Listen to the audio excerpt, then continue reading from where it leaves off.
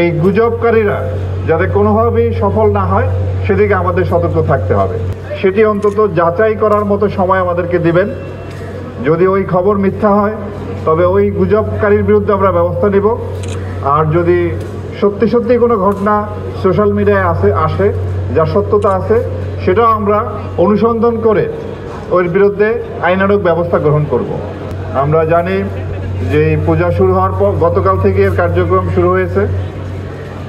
আমরা এই পর্যন্ত সারা দেশে বিচ্ছিন্ন কিছু ঘটনা ঘটেছে এবং প্রতিটা ঘটনায় আমরা আইনানুগ ব্যবস্থা নিয়েছি। সুতরাং যাতে আর কোনো ঘটনা ঘটতে না পারে সেজন্য আমরা সচেষ্ট আছি।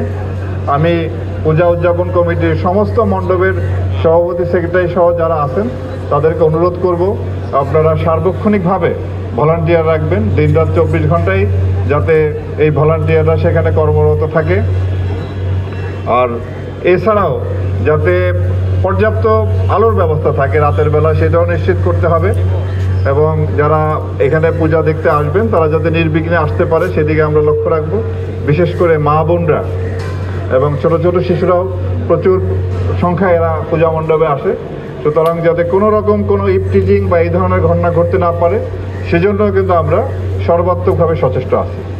তো আমরা আশা করি সবাই মিলে আমরা এবারে উৎসবটি সুন্দরভাবে শেষ করতে সক্ষম হব।